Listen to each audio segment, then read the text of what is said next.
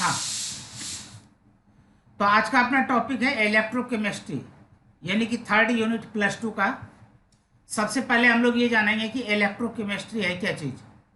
जैसा कि आप डेफिनेशन में आप देख रहे हैं स्क्रीन के ऊपर, इसका मीनिंग ये होता है कि केमिस्ट्री का हुआ ब्रांच जिसमें कि इलेक्ट्रिकल एनर्जी को केमिकल एनर्जी में या केमिकल एनर्जी को इलेक्ट्रिकल एनर्जी में एक दूसरे में जो चेंज किया जाता है, इसके बारे में जो हम लोग स्टडी करते हैं, इसे कहा जाता है इलेक्ट्रोकेमिस्ट्री। यहां तक सबों की समझ में आ गया? Hello, yes sir. पूरी आवाज तो आ रही है? Yes sir. ठीक है, यस सर, आ रही है। ठीक है। अब यहाँ पर देखिए, एक सिस्टम से हम लोग पढ़ते हैं कि जो इलेक्ट्रोकेमिस्ट्री है, इसमें हम अपने को पढ़ना क्या है। तो mainly 3 aspects of study in the branch of electrochemistry are following. Number 1 में इलेक्ट्रोलाइटिक कंडक्शन, नंबर 2 में इलेक्ट्रोलाइसिस, और नंबर 3 में गैल्वेनिक या वोल्टेइक से। एक्चुअली यहाँ पर जो आप देख रहे हैं, इलेक्ट्रोलाइसिस और गैल्वेनिक सेल, इन दोनों को इलेक्ट्रोकेमिकल सेल कहा जाता है। तो पहले हम लोग यहाँ पर पढ़ेंगे इलेक्ट्रोलाइटिक कंडक्शन, और उसके बाद पढ़ेंगे हम लोग यहाँ पर इलेक्ट्रोकेमिकल सेल, क्योंकि इलेक्ट्रोकेमिकल सेल के ही 2 पार्ट हो जाते हैं। एक होता है इलेक्ट्रोलाइसिस और एक होता है गैल्वेनिक सेल, या गैल्वेनिक सेल को ही वोल्टेइक सेल के नाम से जाना जाता है। तो सबसे पहले मैं इलेक्ट्रोलाइटिक कंडक्शन की ओर लेकर के चल रहा हूँ आप लोगों को।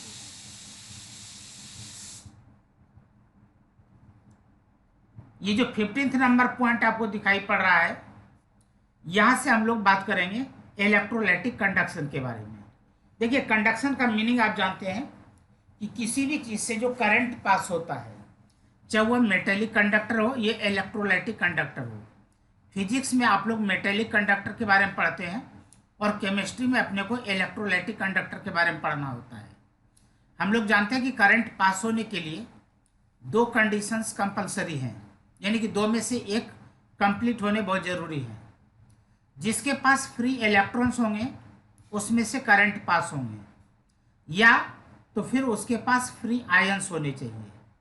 जो मेटेलिक कंडक्टर होते हैं उसके पास फ्री इलेक्ट्रॉन्स होते हैं, जो आप फिजिक्स में पढ़ते हैं। और जब इलेक्ट्रोलाइटिक कंडक्शन की बात करते हैं, तो यहाँ पर जो इलेक्ट्रोलाइट्स होते हैं, इसके पास फ्री आयंस होते हैं। थोड़ी जानकारी हम लोग यहाँ पर इलेक्ट्रोलाइटिक कंडक्शन के बारे में और लेते हैं। तो हम लोग यहाँ पर इलेक्ट्रोलाइटिक कंडक्टर के बारे में पहले बात करेंगे। कोई भी आयनिक कंपाउंड या कोई भी मोल्टेन इलेक्ट्रोलाइट जिसके पास की फ्री आयंस होते हैं, उसमें से करंट इजीली पास होते हैं।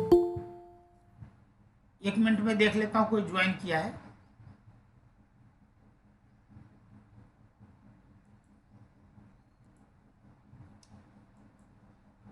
अच्छा, अभी रोहन गुप्ता आया है। 7th नंबर में रोहन गुप्ता। बीच में जो जुड़ते रहेंगे उनको मैं ऐड करता रहूंगा। ये समझ में आ गया कि इलेक्ट्रोलाइटिक कंडक्शन के बारे में। अब जितने भी इलेक्ट्रोलाइटिक कंडक्टर्स होते हैं, इसे हम 2 कैटेगरीज के अंतर्गत डिवाइड करते हैं। एक होता है स्ट्रॉन्ग इलेक्ट्रोलाइट और एक होता है वीक इलेक्ट्रोलाइट। जो स्ट्रॉन्ग इलेक्ट्रोलाइट होते हैं, इसमें से इजीली और मैक्सिमम करंट फ्लो करता है, और जो वीक इलेक्ट्रोलाइट होते हैं, इसमें से उतना ज़्यादा करंट पास नहीं होता है। इसके कारण क्या है, इसके रीजन क्या है? जो स्ट्रॉन्ग इलेक्ट्रोलाइट्स होते हैं, ये कंप्लीटली आयनाइज्ड हो जाते हैं, और जो वीक इलेक्ट्रोलाइट्स होते हैं, ये पार्शली डिसोसिएट होते हैं। तो यहाँ पर जो आपको जानना है, सबसे पहले रेजिस्टेंस, रजिस्टिविटी, कंडक्टेंस, कंडक्टिविटी। मैं आपको यहाँ पर बता रहा हूँ। सबसे पहले आप रेजिस्टेंस समझें, फिर रजिस्टिविटी समझें। यदि मैं यहाँ पर रेजिस्टेंस के बारे में बात करूँ, तो रेजिस्टेंस के बारे में कहा जाता है कि resistance is a property of conductor, it oppose the flow of electric current. यानी कि कोई भी कंडक्टर होगा, उसका अपना एक प्रॉपर्टी होता है। वो प्रॉपर्टी क्या होता है कि वह करंट के फ्लो का विरोध करता है। तो वह जितना विरोध कर पाता है वह उसका रेजिस्टेंस कहलाता है। तो इसी को मैंने कहा resistance is a property of conductor, it oppose the flow of electric current. लेकिन यदि हम रजिस्टिविटी की बात करें तो resistivity is also a type of resistance, but यहाँ पर एक कंडीशन है कि जो हमारे पास कंडक्टर है उसका लेंथ कितना होना चाहिए, 1 सेंटीमीटर होने चाहिए, और उसका area of cross section 1 centimetre square होने चाहिए। तो यदि इतने कंडीशन में जो भी रेजिस्टेंस होगा उसे कहा जाएगा रेजिस्टिविटी। मान लीजिए कि आपके पास एक क्यूब है, तो दोनों किनारे की जो लंबाई हो गई वो लंबाई होनी चाहिए 1 सेंटीमीटर, और दोनों किनारे का जो एरिया ऑफ क्रॉस सेक्शन है, area of cross section 1 centimetre square होने चाहिए। अब इस समय जो भी रेजिस्टेंस होगा उसे कहा जाता है रेजिस्टिविटी। जैसे रेजिस्टेंस होता है तो रेजिस्टेंस का रेसिप्रोकल होता है कंडक्टेंस। कंडक्टेंस जिसका जितना ज़्यादा होगा उसमें से करंट उतने ही ज़्यादा फ्लो करेंगे। और उसी तरीके से यूनिट लेंथ और unit area of cross section का जो भी कंडक्टेंस होगा उसे कहा जाएगा कंडक्टिविटी। तो conductance is a reciprocal of resistance. आप 16th नंबर में देख सकते हैं, conductance is a reciprocal of resistance. और जो स्पेसिफिक कंडक्टेंस दिया हुआ है यह हो गया रेसिप्रोकल ऑफ स्पेसिफिक रेजिस्टेंस। ये जो स्पेसिफिक रेजिस्टेंस है इसी को रेजिस्टिविटी कहा जाता है, और रेजिस्टिविटी का जो रेसिप्रोकल होगा उसे कंडक्टिविटी कहा जाएगा, ये स्पेसिफिक कंडक्टेंस कहा जाएगा। यहां तक सबों के समझ में आ गया? हेलो? Yes sir. हाँ, मैं बीच बीच में इसीलिए पूछ रहा हूँ, और इसीलिए मैंने आप लोगों को नोट्स भी भेज दिए हैं।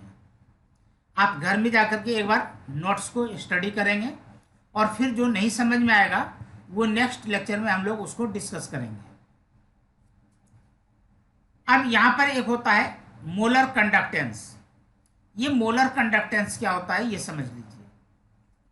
कि मान लीजिए कि आपके पास एक कंटेनर है, और उस कंटेनर के अंदर आपके पास कोई इलेक्ट्रोलाइटिक सॉल्यूशन है। कंडीशन क्या है कि उस कंटेनर के अंदर चाहे इलेक्ट्रोलाइट्स के वॉल्यूम चाहे जो कुछ भी हो, वॉल्यूम डज नॉट मैटर, लेकिन यहाँ पर number of moles of solute कितने होने चाहिए, 1 मोल होने चाहिए। यदि 1 मोल सॉल्यूट प्रेजेंट है उस कंटेनर के अंदर, और 2 इलेक्ट्रोड के बीच का डिस्टेंस 1 सेंटीमीटर हो, और area of cross section 1 centimetre square हो, तो उस समय जो कंडक्टेंस होता है उसे कहा जाता है मोलर कंडक्टेंस। साथ में यहां पर यूनिट भी दिया हुआ है, इस यूनिट को भी आप लोग याद कर लेंगे। ये जो मोलर कंडक्टेंस होता है इसको जो हम रिप्रेजेंट करते हैं लेमडा एम से रिप्रेजेंट करते हैं। यहां पर जो आप फॉर्मूला देख रहे हैं lambda M equal to 1000/c, तो c का मतलब यहां पर मोलरिटी है।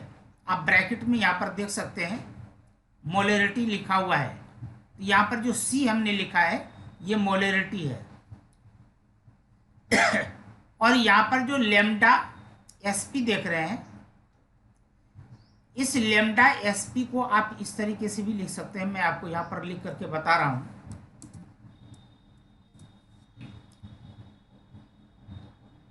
इसको आप इस तरीके से भी लिख सकते हैं।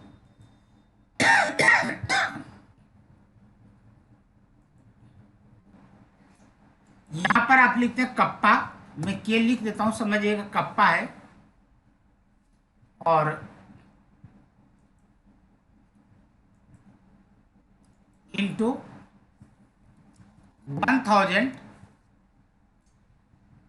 और डिवाइडेड बाय मोलरिटी। तो लेमडा एम को आप इस तरीके से भी लिख सकते हैं। तो यहाँ पर जो लेमडा एस पी है वो ये हकीकत में कप्पा है, ठीक है। और सी यहाँ पर मोलरिटी हो गया, और ये 1000 न्यूमेरिक वैल्यू है। तो इसको आप इस तरीके से भी लिख सकते हैं। तो ये तो मैंने आपको बताया मोलर कंडक्टेंस के बारे में। इसी तरीके से इक्विवेलेंट कंडक्टेंस भी होते हैं। अब सेकंड पॉइंट की ओर हम लोग यहां पर चलते हैं।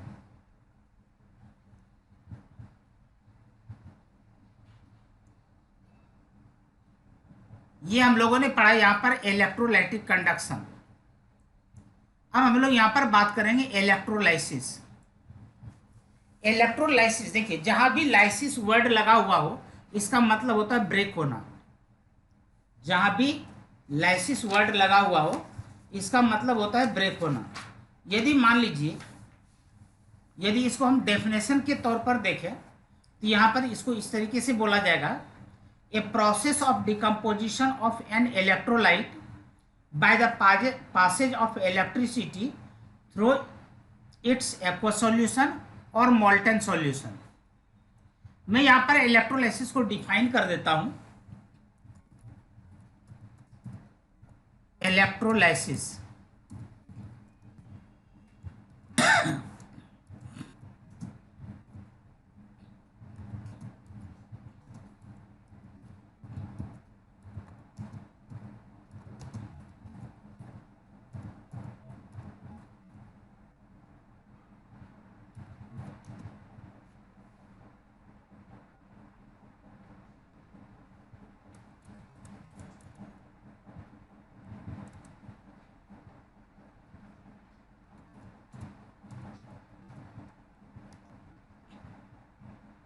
decomposition of an electrolyte by passage of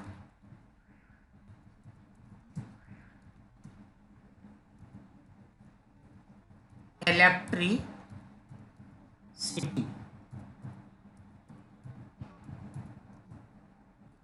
through its aqueous solution और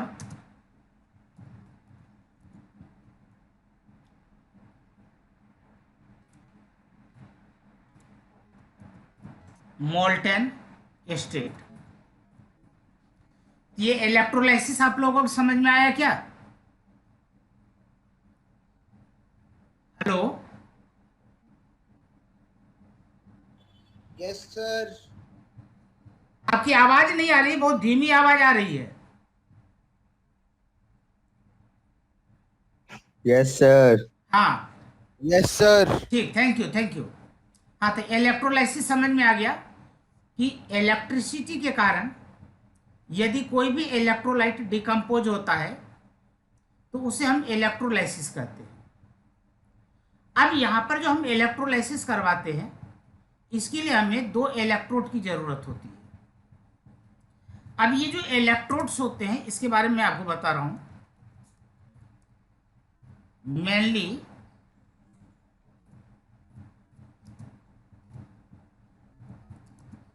two types of electrodes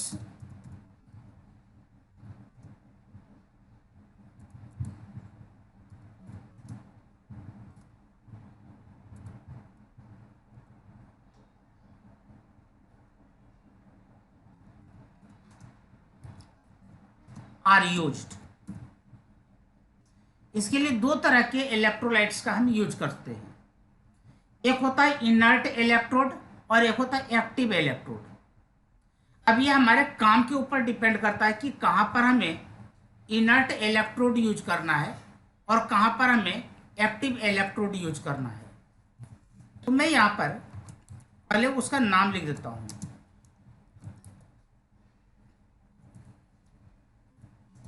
inert electrode. Inert electrode का एग्जाम्पल जैसे प्लेटिनम हो गया या ग्रेफाइट आप ले सकते हैं। ये नाम जरूर याद रखिएगा। और दूसरा यहां पर आप एक्टिव इलेक्ट्रोड लेते हैं। एक्टिव इलेक्ट्रोड का एग्जांपल देखिए, कॉपर भी हो सकता है, जिंक भी हो सकता है, एजी भी हो सकता है, एक्सेट्रा, यानी कि कोई भी मेटल्स हो सकते हैं। ये समझ में आया कि इलेक्ट्रोलाइसिस क्या है। जब इलेक्ट्रोलाइसिस करवाते हैं तो इसके लिए हमें 2 इलेक्ट्रोड्स की जरूरत होती है। ये जो 2 इलेक्ट्रोड्स होते हैं, या तो ये दोनों हम इनर्ट इलेक्ट्रोड यूज करते हैं, या तो फिर हम एक्टिव इलेक्ट्रोड यूज करते हैं। दोनों इलेक्ट्रोड हम एक साथ जनरली यूज नहीं करते हैं, या तो दोनों इनर्ट इलेक्ट्रोड लेते हैं, या तो फिर दोनों हम एक्टिव इलेक्ट्रोड लेते हैं।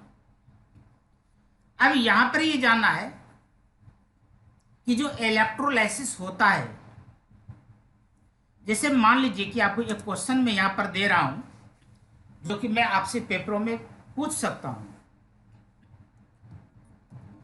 इलेक्ट्रोलाइसिस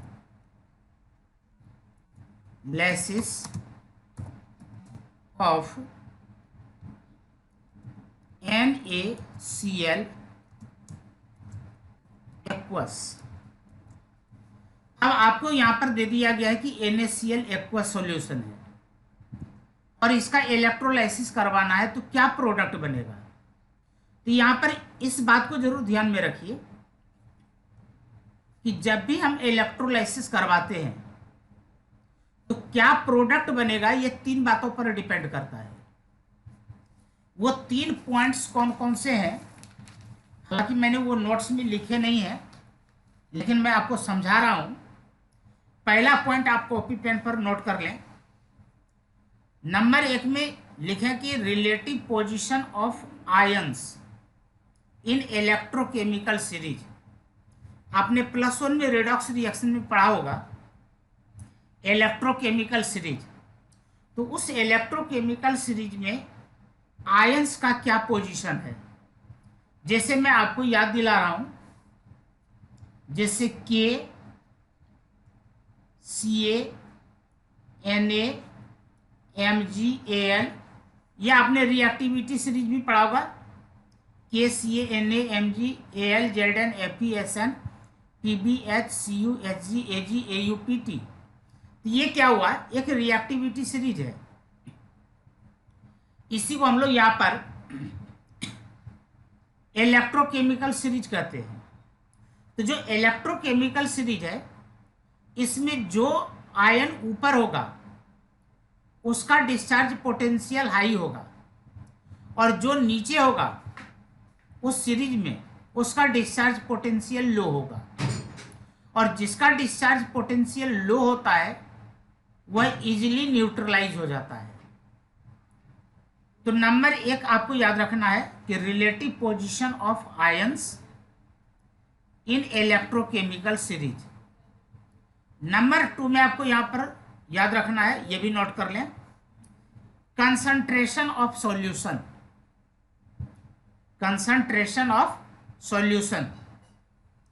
और तीसरा पॉइंट आप यहां पर नोट करें, नेचर ऑफ इलेक्ट्रोड्स, जो अभी हम लोगों ने पढ़ा है, इनर्ट इलेक्ट्रोड या एक्टिव इलेक्ट्रोड।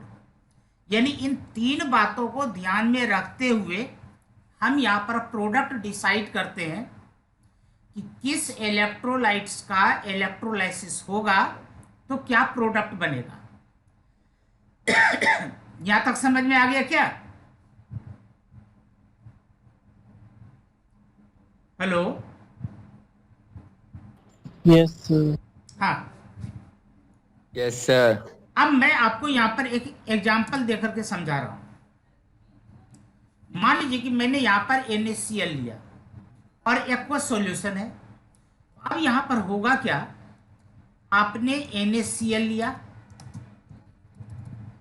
इसे आपने पानी में डाला, यह बनाएगा Na+ और Cl-। ये आयन में ब्रेक हो जाएगा।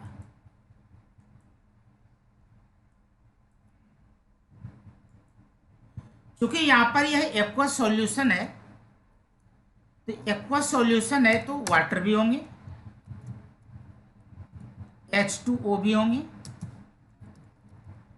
और आपको पता है यह देता है H प्लस और OH माइनस, OH माइनस। जब भी इलेक्ट्रोलाइसिस होता है तो यदि यहां पर आप देख लें कि आपके पास एक कंटेनर है और उस कंटेनर के अंदर दो केटायंस है, यानी कि एक सोडियम आयन हो गया और एक यहां पर H पॉजिटिव आयन हो गया। तो दो केटायन है और दो एनायन है। एनायन में एक Cl निगेटिव है और एक OH निगेटिव है। ठीक है, जब इलेक्ट्रोलाइसिस होगा तो एनोड पर और कैथोड पर एक एक आयन का न्यूट्रलाइजेशन होगा। जो दो केटायन है इन दो में से केवल एक केटायन न्यूट्रलाइज होंगे और जो दो एनायन है इनमें से केवल एक एनायन न्यूट्रलाइज होंगे, और एक केटायन और एक एनायन उस सॉल्यूशन के अंदर रह जाएगा।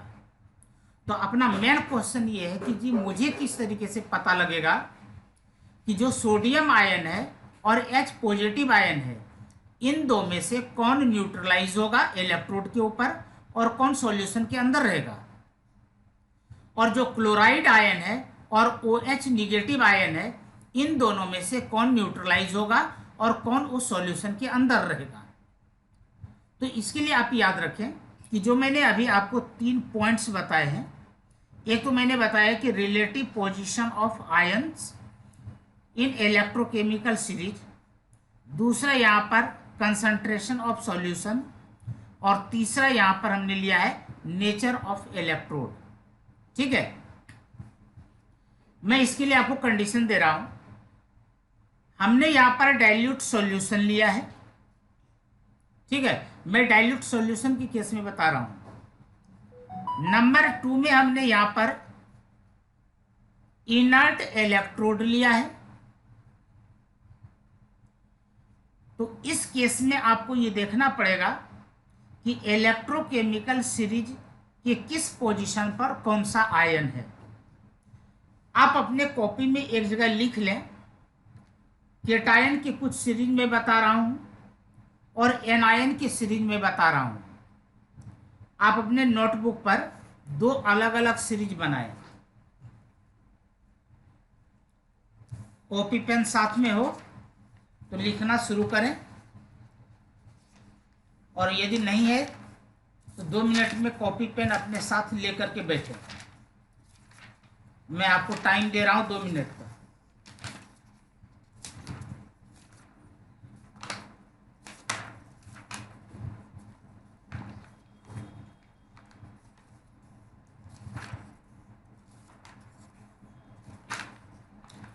या आपके बुक में भी होगा, +1 के ये रिडॉक्स रिएक्शन वाले में होगा, या +2 का जो बुक है इसके 3rd यूनिट वाले में होगा इलेक्ट्रोकेमिकल सीरीज। चलिए यहां पर 2-4 मैं नाम लिख देता हूं। पहले मैं केटायन के बारे में बात करता हूं। इलेक्ट्रोकेमिकल सीरीज आपको याद भी होगा, KBaCaNaMgAlZnFeSnPbH। तो H कहां पर आया, नीचे आया क्या? तो जो नीचे होगा उसका डिस्चार्ज पोटेंशियल लो होगा। तो यहां पर क्या होगा, यहां पर जो डिस्चार्ज होगा H पॉजिटिव डिस्चार्ज होगा।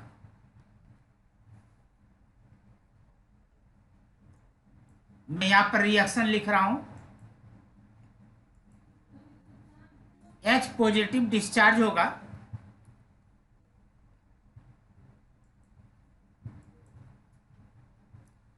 और यह जो प्लस है वो माइनस की ओर अट्रैक्ट होगा, यानी कि यह कैथोड की ओर अट्रैक्ट होगा। यह एक इलेक्ट्रॉन लेगा और ये बनाएगा यहां पर हाइड्रोजन एटॉम।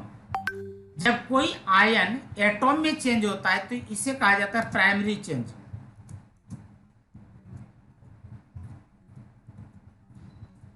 इसे प्राइमरी चेंज कहेंगे। ठीक है।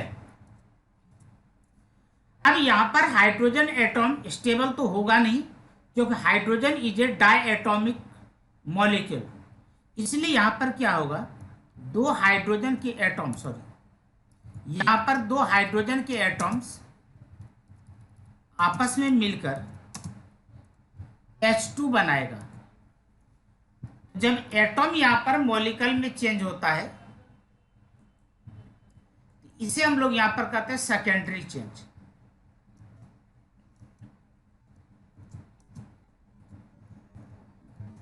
Secondary change.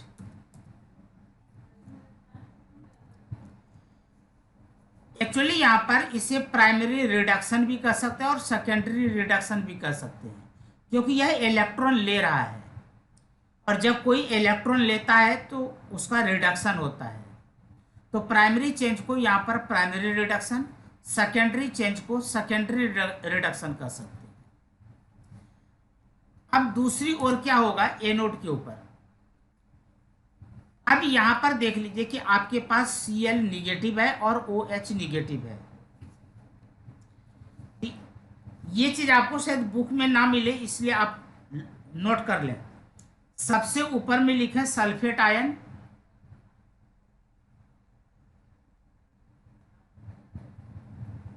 सबसे ऊपर में लिख लें सल्फेट आयन। मैं यहां पर लिख देता हूं सल्फेट आयन। एक minute, sulphate ion,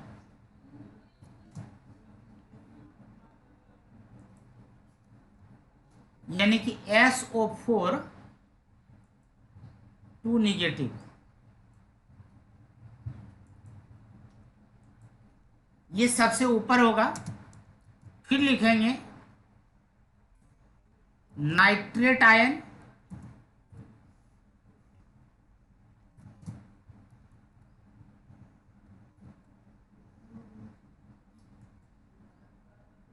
nitrate ion. इसके नीचे आप लिखेंगे क्लोराइड आयन, उसके नीचे लिखेंगे ब्रोमाइड आयन,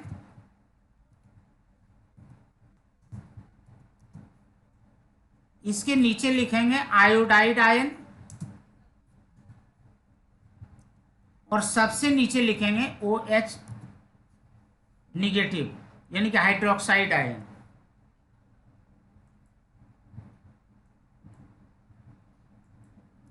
अब ये सब आपके नजर के सामने है।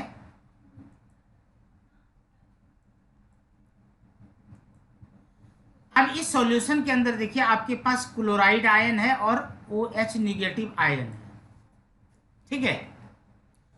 तो अब ये देख लीजिए कि ये जो 1 2 3 4 5 6 एनायंस मैंने आपको लिखवाए हैं, इसमें सबसे नीचे कौन है, OH निगेटिव है।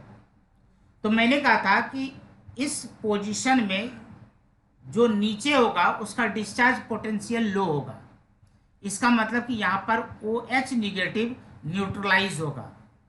अब इस रिएक्शन को आप किस तरीके से लिखेंगे, तो आप यहाँ पर लिखते हैं OH माइनस, OH माइनस, और ये क्या करेगा, यहाँ पर इलेक्ट्रॉन लूज करेगा क्योंकि इसके पास इलेक्ट्रॉन्स ज्यादा है, और यह बनाएगा OH प्लस में इलेक्ट्रॉन, यानी कि OH निगेटिव का यहां पर क्या हो रहा है, ऑक्सीडेशन हो रहा है। अब आप जानते हैं कि यहां पर जो OH निगेटिव है, सॉरी जो OH है, OH स्टेबल नहीं रह सकता है। यदि OH यहाँ पर स्टेबल नहीं रह सकता है तो आप यहाँ पर OH के 2 मॉलिक्यूल्स लेंगे,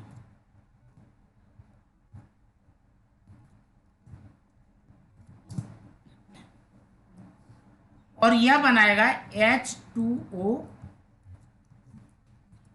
प्लस नेसेंट ऑक्सीजन, यानी कि एटॉमिक ऑक्सीजन। और आपको ये पता है कि ऑक्सीजन भी डाई एटॉमिक है, इसलिए यहां पर ऑक्सीजन के 2 एटॉम्स लेंगे और यह चेंज होगा O2 में।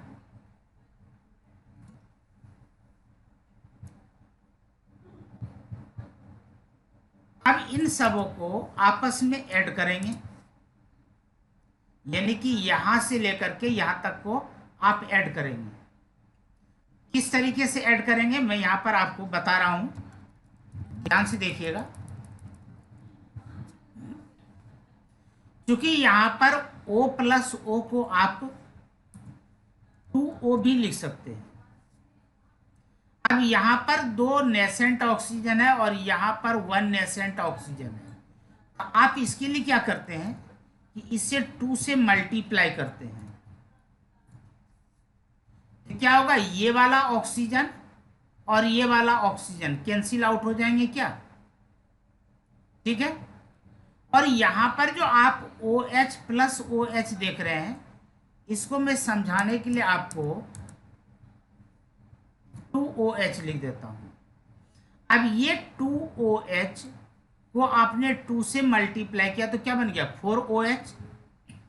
तो आप यहां पर पहले वाले इक्वेशन को जो आपको स्क्रीन के ऊपर दिखाई पड़ रहा है, इसे 4 से मल्टीप्लाई करें तो जो कैंसिल, तो ये 4OH आयन और ये 4OH आयन कैंसिल आउट हो जाएंगे। मैं इसको रेड से दिखा देता हूं, यानी कि ये कट हो गए। और यहां पर जो 2 नेसेंट ऑक्सीजन है और यहां पर जो 2 नेसेंट ऑक्सीजन है, ये भी एक दूसरे को कैंसिल कर देगा। अब देख सकते हैं कि आपके पास यहां पर क्या बचा हुआ है। आपके पास यहां पर बचा हुआ है 4OH निगेटिव और उसके बाद रेड वाले को नहीं लिखना है, रेड का मतलब मैंने कट कर दिया है। यहां पर 2H2O प्लस O2,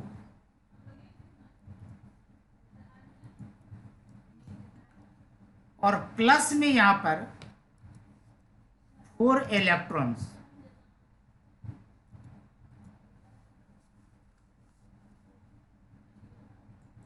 तो जो 6 नंबर पॉइंट में आप देख रहे हैं, सॉरी 8th नंबर में, इसका भी हमें यहां पर ओवरऑल रिएक्शन चाहिए। तो ओवरऑल रिएक्शन के लिए क्या करेंगे, इससे आप 2 से मल्टीप्लाई करेंगे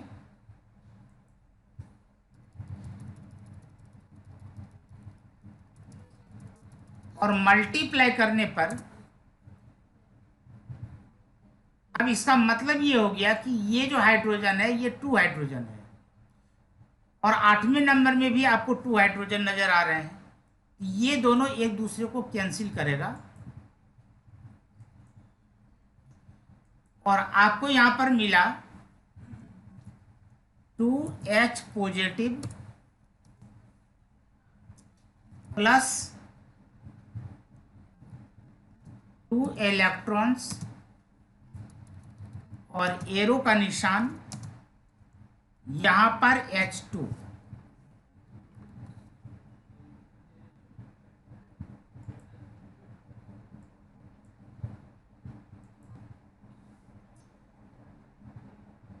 अब यहां पर जो 10th नंबर को देख रहे हैं, ये रिएक्शन हमारा कहां पर हुआ, ये रिएक्शन हुआ, वो मैं साइड में लिख देता हूं, ये रिएक्शन हुआ है एट कैथोड, क्योंकि कैथोड पर रिडक्शन होता है।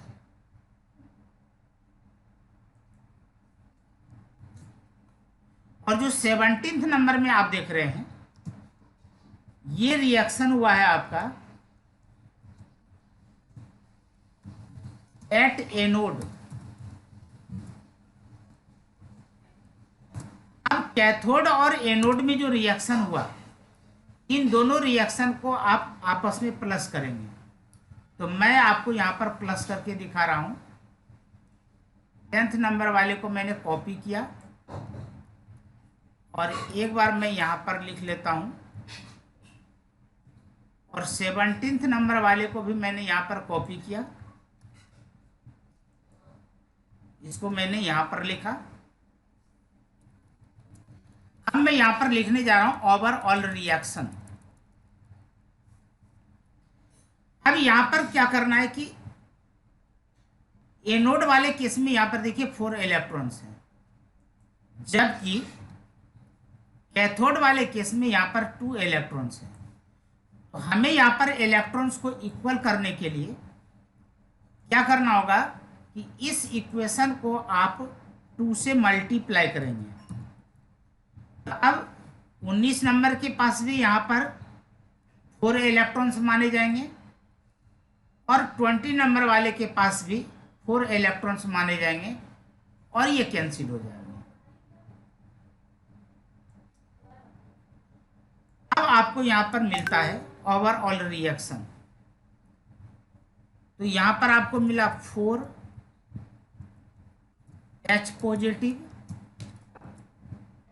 प्लस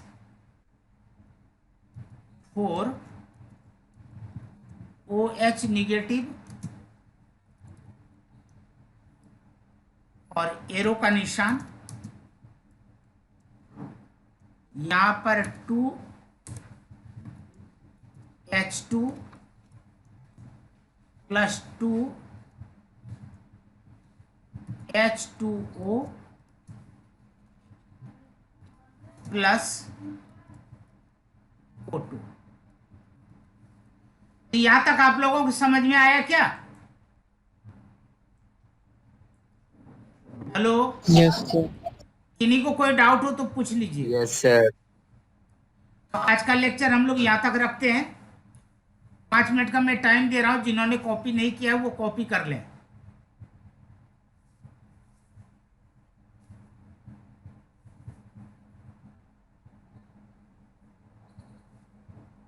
सबों ने कॉपी कर ली है क्या?